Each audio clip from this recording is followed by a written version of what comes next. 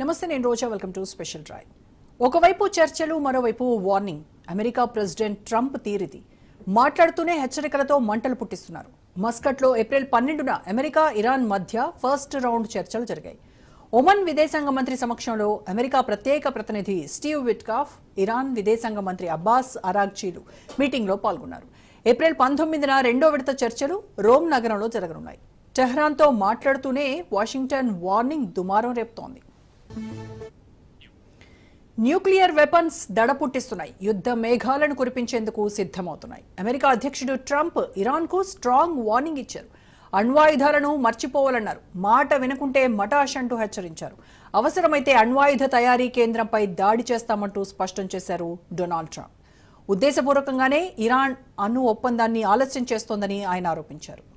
అణ్వాయుధాలను వదులుకోండి, లేకుంటే మూల్యం చెల్లించుకోవాల్సి ఉంటుందన్నారు ట్రంప్. మా మాట వినండి, మేము చెప్పినట్టే చేయండి, లేదంటే అంతు చూస్తామన్నట్టుగా ఉంది ఆయన ఎవరు. ఇప్పటికే టారిఫ్స్తో ప్రపంచ దేశాలను వణికించారు ట్రంప్. ఇప్పుడేమో ఇరాన్ను దారిలోకి తెచ్చుకోవాలని చూస్తున్నారు. నాడు చమురు కోసం ఇరాక్లో అమాయక ప్రజల ఉసురు తీసుకున్న అమెరికా ఇప్పుడు అణ్వాయుధాల పేరుతో టెహరాన్పై కుట్రలు చేస్తోందన్న విమర్శలు వెల్లువెత్తుతున్నాయి. జో బైడెన్ హయాంలో అమెరికా ఇరాన్ మధ్య పరోక్ష చర్చలు జరిగాయి, కానీ ఎలాంటి పురోగతి సాధించలేదు. ఆ రెండు దేశాల మధ్య చివరిసారి ప్రత్యక్ష చర్చలు ఒబామా హయాంలో జరిగాయి. అప్పట్లో కుదిరిన అణు ఒప్పందాన్ని 2018లో రద్దు చేశారు. నాటి నుంచి ఇరాన్, అమెరికా మధ్య ఉద్రిక్తతలు కొనసాగుతున్నాయి. జీవాయుధాల పేరుతో ఇరాక్ను దొంగ దెబ్బ కొట్టారు. ఆ తర్వాత ఆఫ్ఘనిస్తాన్లో తాలిబాన్ అంటూ కట్టు కథలల్లారు.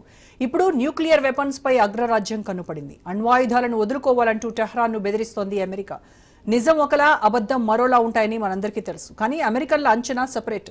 ఆ వైఖరే ఇప్పుడు ప్రపంచ దేశాల వినాశనానికి